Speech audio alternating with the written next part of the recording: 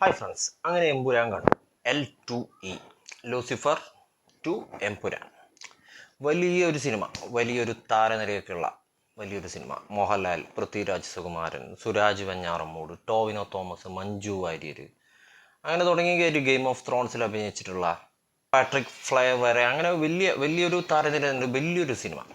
അദ്ദേഹം പറഞ്ഞ രീതിയിൽ തന്നെ എന്താ പറയുക, ഒരു ഹോളിവുഡ് ലെവലിൽ സുജിത് വാസുദേവൻ്റെ ഒക്കെ ക്യാമറയും കാര്യങ്ങളൊക്കെ ആയിട്ട് വലിയ സെറ്റ് എല്ലാം, ഒന്നിനും എവിടെ ഒരു പിശുക്കൂല, ആർഭാടമായിട്ടുള്ളൊരു സിനിമ തന്നെയാണ്. അതിലൊരു കുറവില്ല. 3 മണിക്കൂറിലധികം സിനിമക്ക് ദൈർഘ്യമുണ്ട്. ഹിന്ദിയിൽ നിന്ന് ഒരുപാട് നടന്മാരുണ്ട്. അഭിമന്യു സിംഗ് ഒക്കെ അഭിനയിച്ചിട്ടുണ്ട്.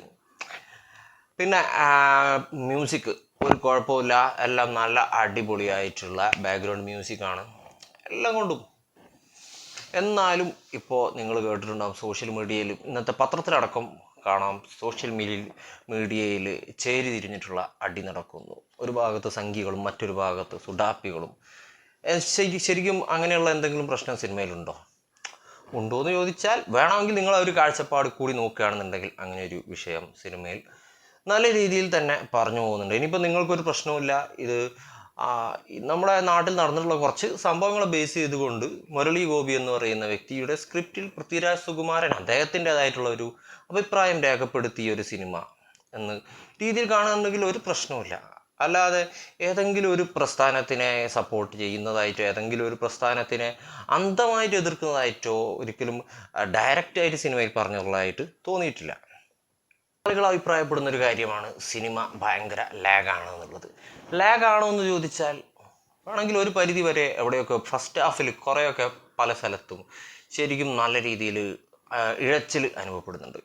കാരണം എന്താണെന്ന് വെച്ചാൽ, ഇത് വലിയ ഒരു സിനിമ, നേരത്തെ പറഞ്ഞല്ലോ, ഒരുപാട് പ്ലോട്ടുകളും സബ് പ്ലോട്ടുകളുമായിട്ട് വരുന്നുണ്ട്.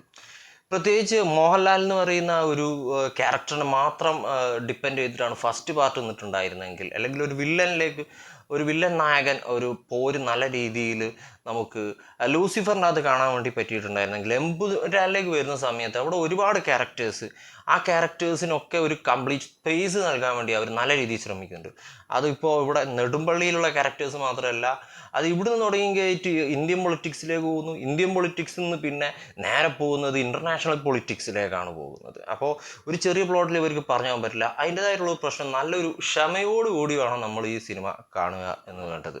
അല്ലാതെ നമ്മൾ ഒരു സാധാരണ ടിപ്പിക്കലായിട്ടുള്ള ലൂസിഫർ കാണുന്ന ഒരു മൂഡോട് കൂടിയോ അല്ലെങ്കിൽ അതേപോലെ ഒരു ആക്ഷൻ ഫീൽ, ഒരു ത്രില്ലർ ഫീലോടുകൂടി ഈ സിനിമ കാണാൻ നിൽക്കുകയാണെന്നുണ്ടെങ്കിൽ അത് നിരാശയായിരിക്കും തരിക. പിന്നെ ഏതെങ്കിലും ഒരു പാർട്ടിക്കാരെ അല്ലെങ്കിൽ ഏതെങ്കിലും ഒരു പ്രസ്ഥാനത്തിനെ വൈറ്റ് വാഷ് ചെയ്തെടുത്തുന്നതായിട്ടും കണ്ടിട്ട് തോന്നിയിട്ടില്ല. അതൊക്കെ ഒരു അനാവശ്യമായിട്ടുള്ള ആരോപണങ്ങൾ തന്നെയാണ്. ഇപ്പോൾ ജനഗണമന എന്ന് പറയുന്ന സിനിമ നിങ്ങൾ എങ്ങനെയാണോ കണ്ടിട്ടുള്ളത്, അത് നിങ്ങൾ കണ്ടിട്ട് ഇഷ്ടപ്പെട്ടിട്ടുണ്ട് എന്നുണ്ടെങ്കിൽ ഈ സിനിമയെ നിങ്ങൾക്ക് ഇഷ്ടപ്പെടും. ജനഗണമനയിലൊക്കെ കുറച്ചുകൂടി ഡയറക്റ്റ് ആയിട്ടുള്ള ഒരു അറ്റാക്കിംഗ് ഉണ്ട്. എന്നാൽ ഈ സിനിമയിൽ അത്രത്തോളം ഉണ്ടോ എന്ന് ചോദിച്ചാൽ എനിക്ക് അത്ര രൂക്ഷമായിട്ട് ഈ സിനിമയിൽ തോന്നിയിട്ടില്ല.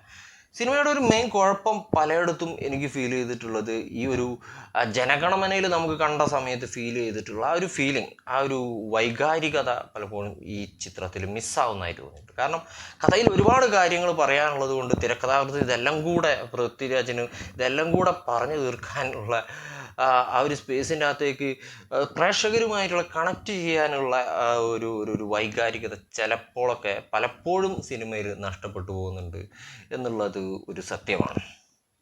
അഭിനേതാക്കളുടെ പ്രകടനം എടുക്കുകയാണെന്നുണ്ടെങ്കിൽ, ആ പേരിന് കൂടത്തിൽ പറയാൻ വിട്ടുപോയ ഒരു വ്യക്തിയാണ് ബൈജു എന്ന് പറയുന്നത്. ബൈജു സന്തോഷ് ഒരു രക്ഷയില്ലാത്ത പ്രകടനം തന്നെയായിരുന്നു ഈ സിനിമയിലുള്ളത്. ഈ സിനിമയിൽ കോമഡിയൊക്കെ വളരെ കുറവാണ്. ആകെയുള്ള കുറച്ച് കോമഡിയിൽ കുറച്ച് കൈകാര്യം ചെയ്തിട്ടുള്ള അദ്ദേഹം തന്നെയാണ്. പിന്നെ അതുപോലെ സുരാജിൻ്റെ കുറച്ച് കോമഡികളും മാത്രമേ ഉള്ളൂ. ലൂസിഫർ ഫസ്റ്റിന് വെച്ച് നോക്കുന്ന സമയത്ത് കുറച്ചുകൂടി ഗൗരവമായിട്ടുള്ള ഒരു സിനിമയായിട്ട് നമുക്ക് തോന്നിയിട്ടുള്ളത്. പിന്നെ മെയിൻ ക്യാരക്ടർ ആയിട്ടുള്ള മോഹൻലാലിൻ്റെ മാത്രം ഒരു മെയിൻ ക്യാരക്ടർ എന്ന് പറയാൻ വേണ്ടി പറ്റില്ല. അത് സിനിമ കാണുന്ന സമയത്ത് നമുക്ക് കൃത്യമായിട്ട് മനസ്സിലാവും. മഞ്ജുവിന് ഫസ്റ്റിലുള്ളതിനേക്കാൾ കൂടുതൽ അങ്ങനെയും പറയാൻ വേണ്ടി പറ്റില്ല. എല്ലാവർക്കും അവരുടേതായിട്ടുള്ള ഒരു പേസ് നൽകിക്കൊണ്ട് കൃത്യമായിട്ട് ഫസ്റ്റിൽ നമ്മൾ അവരെ ഇൻട്രൊഡ്യൂസ് ചെയ്യുകയാണെന്നുണ്ടെങ്കിൽ, ഇവിടെ ക്യാരക്ടേഴ്സിൻ്റെ ഒക്കെ ഡെപ്തിലേക്ക്, ടോവിനോൻ്റെ ക്യാരക്ടറാണെന്നുണ്ടെങ്കിൽ അതിൻ്റെ ജതിൻ്റെ ഡെപ്തിലേക്ക് പോവുകയാണ് ചെയ്യുന്നത്. പ്രിയദർശിനി എന്ന് പറയും, പ്രിയദർശിനി എന്ന പേര് തന്നെ നമുക്കറിയാം. ഫസ്റ്റ് ലൂസിഫറിൽ ഇന്ദിരാഗാന്ധിയുടെ മറ്റൊരു പേരാണ് പ്രിയദർശിനി എന്നുള്ളത്.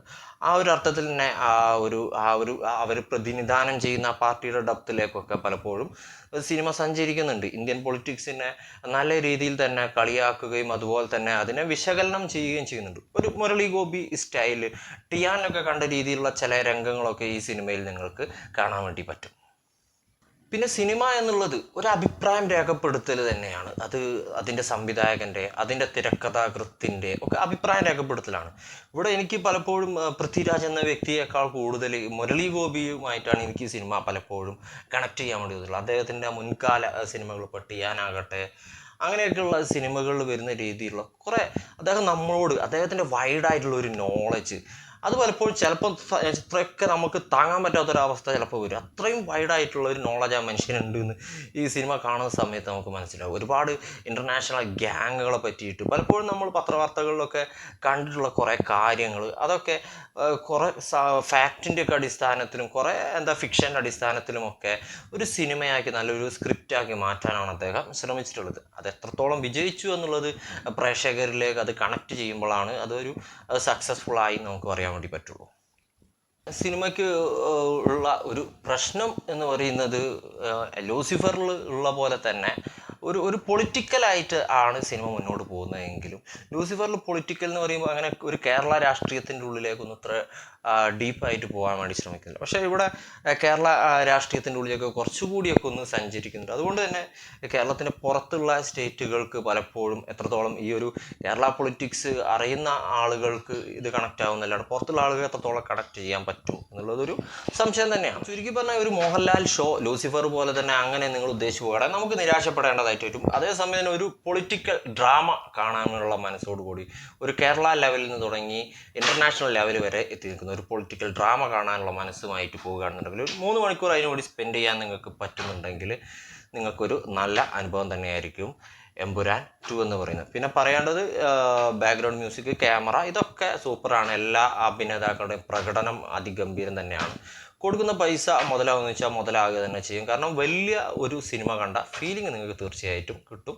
കുറച്ച് ക്ഷമ ആവശ്യമുണ്ടെന്ന് മാത്രം.